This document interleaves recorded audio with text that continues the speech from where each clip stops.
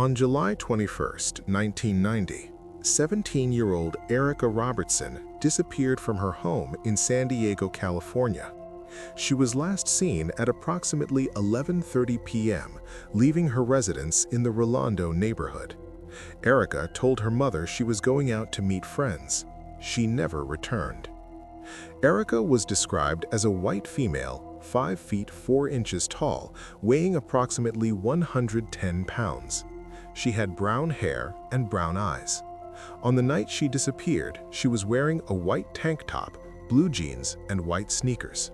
She left home without taking any personal belongings, identification, or extra clothing. The initial investigation began the following morning when Erica's mother reported her missing to the San Diego Police Department. Officers canvassed the neighborhood and spoke with friends and acquaintances. Several witnesses reported seeing Erica that night in the area of University Avenue, a commercial strip known for its nightlife. However, the specific details of these sightings remained vague, and no one could definitively say who Erica was with or where she was going. Erica was not known to be involved in high-risk behavior. She had recently graduated from high school and was planning to attend community college in the fall. Friends described her as outgoing and friendly, with a close-knit group of companions. Family members stated that it was completely out of character for Erica to leave without contacting them, particularly for an extended period. In the days following her disappearance, detectives focused their investigation on Erica's social circle. They interviewed dozens of friends, classmates, and acquaintances. Several people mentioned that Erica had been dating someone casually, but the identity of this person remained unclear. Some friends suggested it might have been an older man, possibly someone she met through mutual acquaintances, but no concrete information emerged. Approximately 2 weeks after Erica disappeared, an anonymous tip came in to the San Diego Police Department. The caller, whose voice was male, stated that Erica had been seen in the Tijuana area of Mexico, just across the border. The caller provided no additional details and hung up before officers could ask follow-up questions. Detectives followed up on this lead, coordinating with Mexican authorities, but no evidence supporting this claim was ever found. 1 month after Erica vanished, her mother received a strange phone call. The caller did not speak, but there was breathing on the line before the person hung up.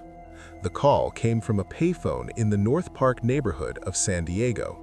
Police investigated but could not determine who made the call or if it was connected to Erica's disappearance. As the investigation continued, detectives discovered that on the night of her disappearance, Erica had made several phone calls from her home before leaving. Phone records showed she called 3 different numbers. 2 belonged to friends who confirmed speaking with her briefly. The third belonged to a payphone located near a convenience store on El Cajon Boulevard. Investigators were unable to determine who Erica was calling at that payphone or why.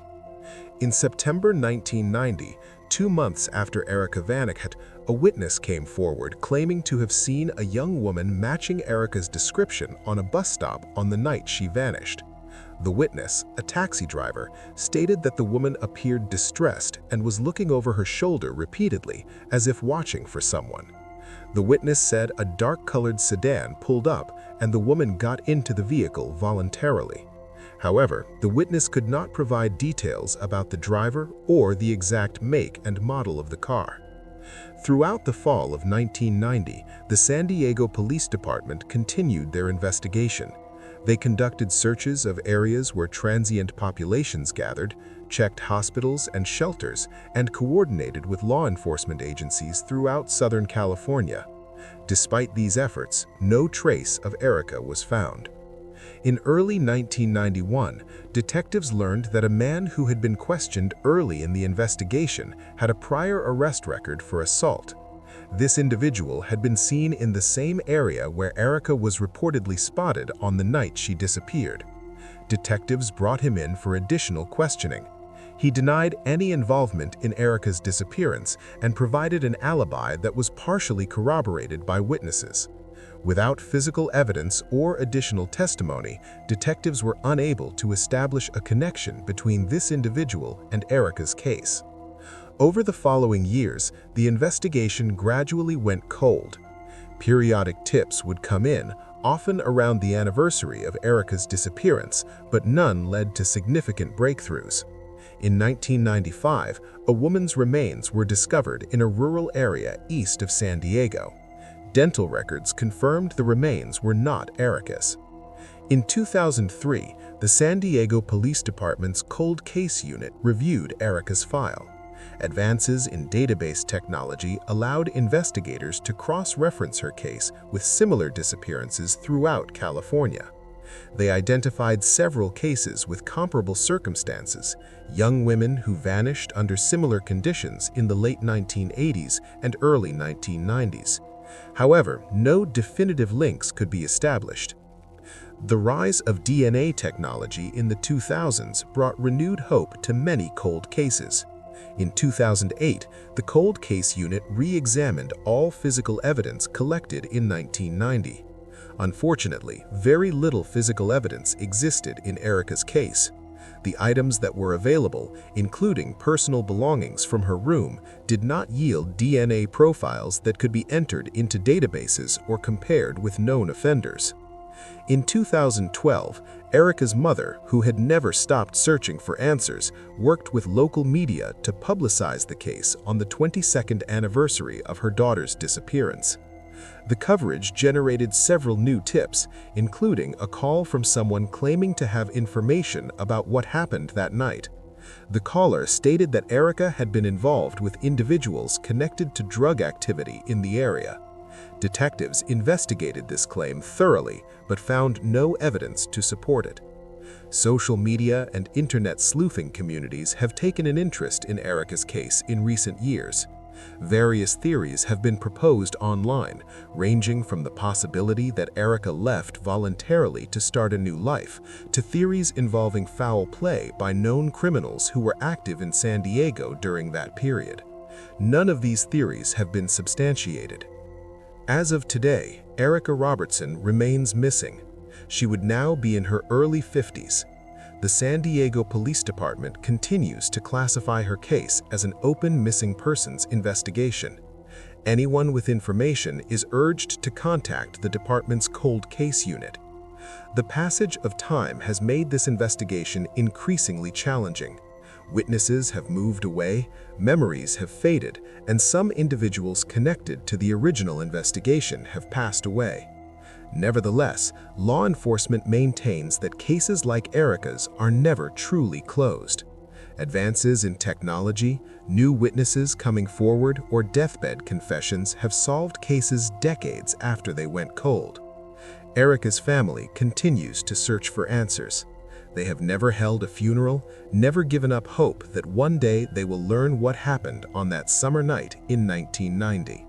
For them and for investigators, the disappearance of Erica Robertson remains an unresolved mystery, a young life interrupted, and a case waiting for the piece of information that will finally bring resolution. On October 21, 1986, 28-year-old William Halper, known to friends and family as Billy, was murdered in his townhome in Miramar, Florida. His girlfriend discovered his body bound with black electrical tape, severely beaten, with his throat slashed from ear to ear. There were no signs of forced entry. Billy Halper was a former Hallandale Beach firefighter and paramedic who had become an art and coin dealer. He was an avid bodybuilder who worked out at the Apollo Gym in Hollywood, Florida. Friends and family described him as loving, trusting, and safety-conscious. The Apollo Gym, where Halpern spent considerable time, would become central to the investigation.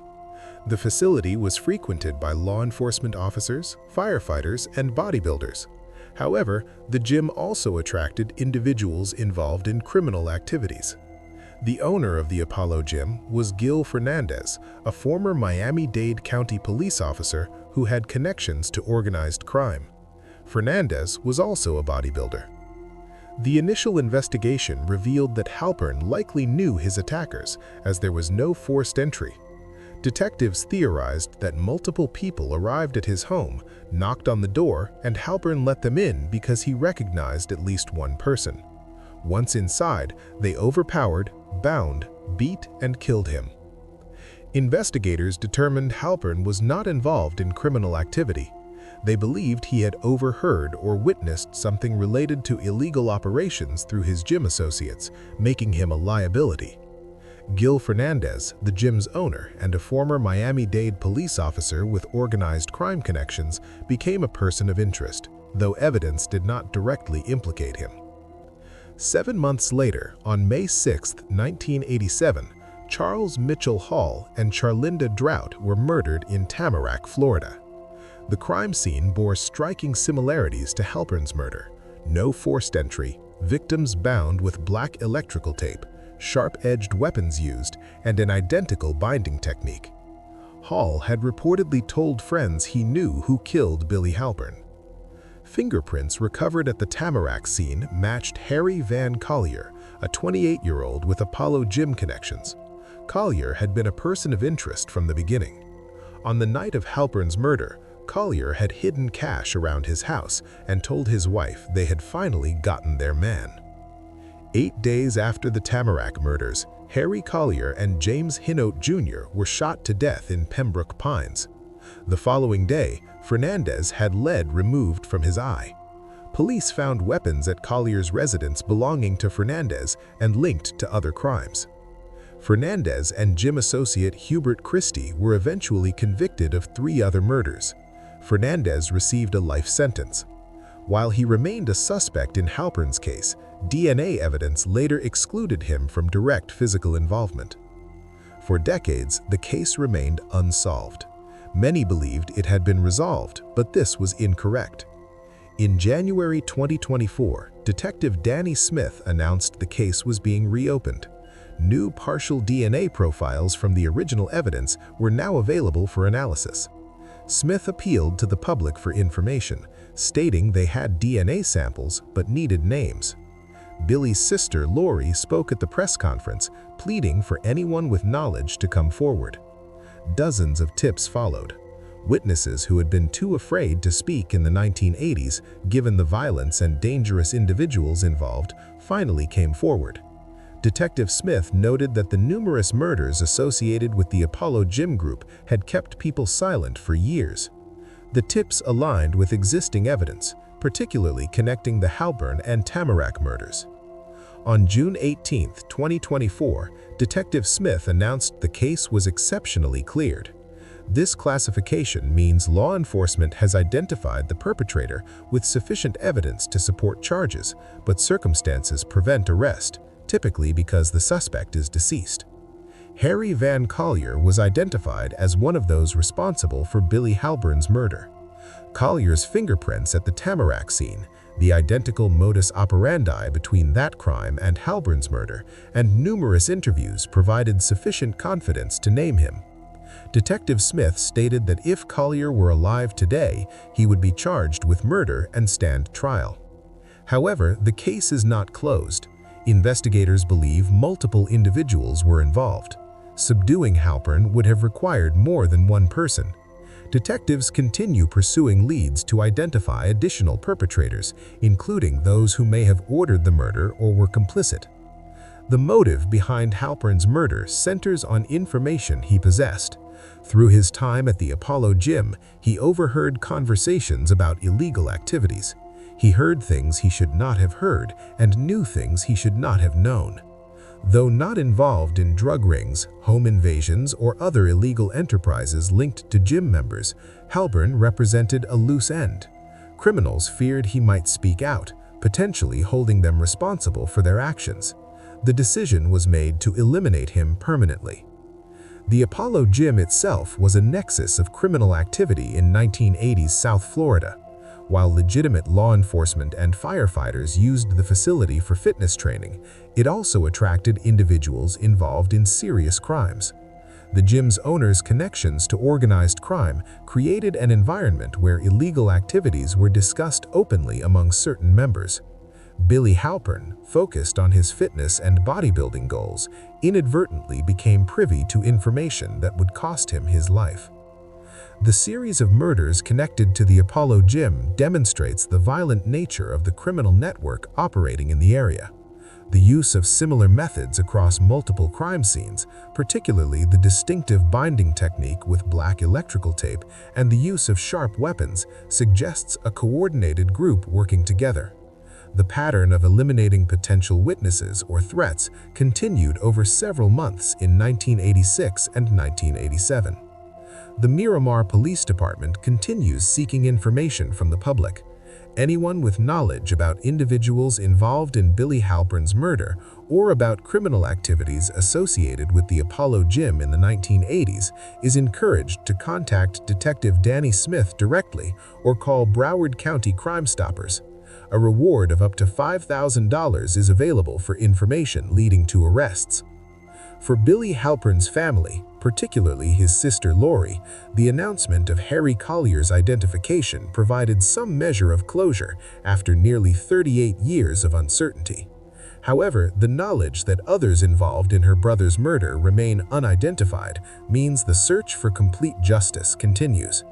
The family has maintained hope throughout the years that advances in forensic technology and the willingness of witnesses to finally come forward would eventually reveal the truth. The case demonstrates how cold case investigations can benefit from the passage of time. Witnesses who were once too frightened to speak may feel safer years later, particularly after key criminal figures have died or been incarcerated. DNA technology that did not exist in 1986 can now extract profiles from minimal evidence and compare them against extensive databases. The exceptional clearance of this case, while not resulting in prosecution due to the suspect's death, provides important answers and validates ongoing law enforcement efforts to seek justice regardless of time elapsed. It sends a message that cases are never truly closed and that investigators will continue pursuing leads. Billy Halpern's case represents a decades-long pursuit of justice. While one suspect has been posthumously identified, the search for others continues. The investigation remains active, with detectives following leads and reviewing evidence with modern techniques. For Billy's family and the Miramar Police Department, the case will not be closed until all those responsible are identified.